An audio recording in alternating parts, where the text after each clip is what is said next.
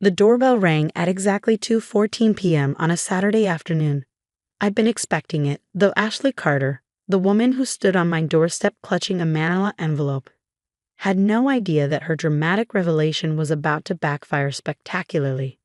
"Are you Victoria Mitchell?" she demanded, her voice shaking with barely controlled rage. I smiled warmly, stepping aside. "I am. Would you like to come in? I just made coffee." She hesitated, clearly thrown off by my calm demeanor. This wasn't the reaction she'd expected when coming to confront her husband's other wife. "My name is Victoria Mitchell, or at least, that's what James Mitchell had called me for the past 8 years. I'm 34, run a successful consulting firm, and until 6 months ago, I thought I had a perfect marriage to a wealthy investment banker." Then I found the receipt. "Please sit." I gestured to our immaculate living room, a showcase of James's success with its designer furniture and original artwork. Ashley perched awkwardly on the edge of the white leather sofa, still clutching her envelope. "I don't understand," she said, watching me pour coffee into delicate china cups. "You're not surprised? About you being James's wife? The one he married in 2008 in Cape Cod." I handed her a cup. "No, I'm not surprised at all." The color drained from her face. "How did you know about Cape Cod?" I sat down across from her, smoothing my skirt. "The same way I know about your daughter Emma's private school tuition, the house in Connecticut, and the fact that James has been lying to both of us for nearly a decade." She set down her untouched coffee with trembling hands. "I don't understand. If you knew, why didn't I confront him? Leave him? Report him?" I smiled. "Because that would have been too easy, and James Mitchell deserves anything but easy." I walked to my home office, returning with my own manila envelope. 6 months ago, I found a receipt in James's jacket. Nothing suspicious, just a dinner at Le Bernardin. But the date caught my eye. It was our anniversary, and James had told me he was in London on business. Ashley's eyes widened as I continued, so I did some digging. Hired a private investigator. And what I found, I laughed softly. Well, let's just say James isn't as clever as he thinks he is. "Why are you telling me this?" Ashley asked, her initial anger giving way to confusion. "Because," I said, opening my envelope, "you're not here by accident, Ashley. That anonymous tip you received about James' other wife? The documents that led you to my address? That was me." She gasped. "You. I needed you to find out the truth, but more importantly, I needed you to find out today. Right now, because in about 30 minutes, James is going to walk through that door, fresh from his business trip to Chicago." I made air quotes with my fingers, though we both know he was actually at Emma's soccer tournament in Connecticut. Ashley's hands flew to her mouth. "He said he had meetings in Boston." "He always was good at keeping his stories straight," I said.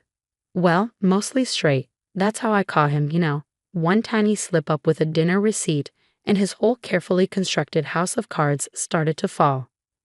I pulled out my phone, showing her a banking app. "Do you know what else I found while investigating our husband? Offshore accounts, shell companies, a whole network of hidden assets that I'm betting even you didn't know about." She shook her head slowly. "James Mitchell, the brilliant investment banker, has been doing more than just managing other people's money. He's been stealing it. Small amounts, cleverly hidden, spread across hundreds of accounts. The kind of theft that's hard to trace unless you know exactly where to look."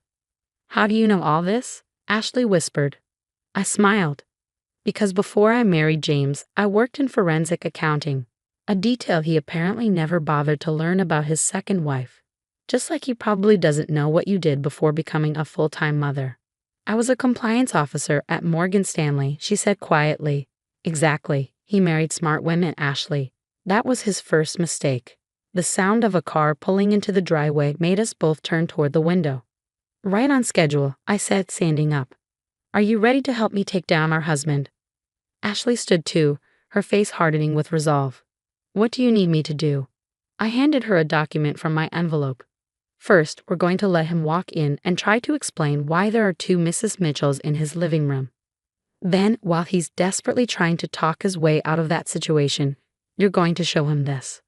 She looked at the paper, her eyes widening. "Is this proof of his financial crimes?" "Yes, but it's only the beginning." I checked my watch. "He'll be coming through that door in about 30 seconds. Remember, Let him talk. The more he lies, the deeper he'll dig himself. We heard keys in the lock, and I felt a surge of anticipation. 6 months of planning, of careful documentation and strategic moves had led to this moment. Victoria? James's voice called out. I'm home early. I managed to wrap up those meetings in Chicago. He walked into the living room, his designer briefcase in one hand, a bouquet of apology flowers in the other, his standard gift when he'd been away too long. He froze mid-step when he saw us both standing there. The flowers hit the floor with a soft thud. Hello, darling, I said sweetly. Look who stopped by for coffee. Your wife. James Mitchell had always been good at talking his way out of tight spots. It was what made him such a successful investment banker, that and his complete lack of moral compass, as we discovered. But standing in his perfectly decorated living room, faced with both his wives, even his silver tongue seemed to fail him. I can explain, he stammered, his usual confidence cracking. Can you? Ashley and I spoke in perfect unison, causing him to flinch. It's not what you think, he tried again, his eyes darting between us, probably trying to calculate which one of us was the bigger threat. I smiled, enjoying his discomfort. Really? Because I think this is exactly what it looks like. You married Ashley in 2008 in Cape Cod. Beautiful ceremony, by the way, I saw the photos. Then you married me in 2015 in Aspen, telling each of us that your frequent business trips were just part of being a successful banker. The color drained from his face. How long have you? No. I finished for him. Long enough to find everything, James. Every account, every transfer, every lie. He straightened his tie, a nervous habit I'd noticed over the years. Whatever you think you found, you don't understand the complexities of international finance. Oh, but we do, Ashley cut in, her voice steady. Victoria was kind enough to share all the documentation with me. The shell companies in the Caymans, the missing client funds, the fake investment accounts. You've been stealing for years, I added, pulling out my phone. Small amounts cleverly hidden. But you got sloppy, James, just like you got sloppy with that dinner receipt. His face hardened. You can't prove anything. I pressed play on my phone. His voice filled the room. Just move the Johnson Fund through the usual channels. By the time anyone notices, it'll be spread across so many accounts they'll never trace it. That's from 3 weeks ago, I said calmly. Your call with Marcus about the pension fund theft. I have hundreds more recordings, James. Every meeting, every call, every confession. He lunged for my phone, but I was ready for that. Ashley stepped between us, her own phone raised. I wouldn't, she said coldly. Everything's already been backed up and sent to secure servers. If anything happens to either of us, it all goes straight to the FBI. James collapsed onto the sofa, his perfectly tailored suit suddenly looking rumpled and wrong. What do you want? Want? I laughed. We want everything, James. Every penny you've stolen, every asset you've hidden. You're going to sign everything over to a victim restitution fund. You can't be serious, he scoffed. You'll get nothing. You'll both be disgraced when this comes out. Will we? Ashley pulled out another document, because according to these records, we're both innocent victims of your fraud. In fact, we're the ones who uncovered it and reported it. You already reported. His voice trailed off as realization hit him. Not yet, I said softly. You have 1 hour to sign these papers, transferring everything to the restitution fund. If you do, you might only serve 5 years. If you don't, I shrugged. Well, the FBI is very interested in investment fraud these days. His face contorted with rage. You manipulative buy. Careful, Ashley cut him off. Remember those recordings. Everything you say or do right now is being documented. As if to prove her point, a small red light blinked from the bookshelf. One of many cameras I'd installed months ago. James's shoulders slumped. You planned this. All of it. From the moment I found that receipt, I confirmed. The anonymous tip to Ashley, the evidence gathering, the recordings, all of it leading to this moment. You should have done your homework, James, before marrying a forensic accountant and a compliance officer. He looked up, desperation replacing anger. We can work something out. I have more money hidden away. We could split it, the 3 of us. Still trying to negotiate? I shook my head. It's over, James. The only choice you have left is whether you want to do this the easy way or the hard way. James chose the hard way. I watched from my office window 3 days later as FBI agents let him out in handcuffs. He'd spent those 3 days trying to move money, delete records, and call in favors, all of which failed because Ashley and I had already frozen every account, backed up every record, and warned every contact. Mrs. Mitchell. An FBI agent appeared at my door. "We finished collecting evidence from a home office. We'll need you to come down to give a formal statement tomorrow." I nodded, suppressing a smile at the Mrs. Mitchell, soon to be former, along with Ashley. We both filed for annulment, citing fraud and bigamy. Our lawyers assured us it would be straightforward, especially given James' other crimes. My phone buzzed. "Ashley." "It's done," her text read. "Just watch them raid the Connecticut house." Emma's okay, confused, but okay. I'd grown to respect Ashley over the past few days. She handled the destruction of her 15-year marriage with remarkable strength, focusing on protecting her daughter and helping bring James to justice. The final tally of James's theft was staggering. $67 million, stolen from various clients over a decade. The victims' restitution fund we'd set up would restore most of their losses, thanks to our careful tracking of his hidden assets. As for his legitimate assets, the houses, cars, art collections, they'd be sold to compensate his victims too. Ashley and I had made sure our names were clear legally, but we wanted no part of wealth built on stolen money. "Victoria?" Ashley stood in my doorway, Emma beside her. "Can we come in?" I gestured them inside. Emma, at 13, looked so much like her mother, the same determined set to her jaw, the same sharp intelligence in her eyes. "I want to thank you," Ashley said, sitting down. "Not just for uncovering everything, but for how you handled it, for thinking of Emma in all this." I smiled at the girl. "Your mom's the real hero here. She could have just taken the evidence and turned James in, but she worked with me to make sure we could recover the money for his victims." Emma spoke up, her voice quiet but firm. "Did you ever love him? Either of you?" Ashley and I exchanged glances. It was a question we'd both been avoiding. "I loved who I thought he was," I said finally. "The successful, charming man who seemed to care about doing good in the world. But that man never existed." "I loved him for 15 years, Ashley added. "But looking back, there were always signs. The inconsistencies, the long absences, the way he compartmentalized his life.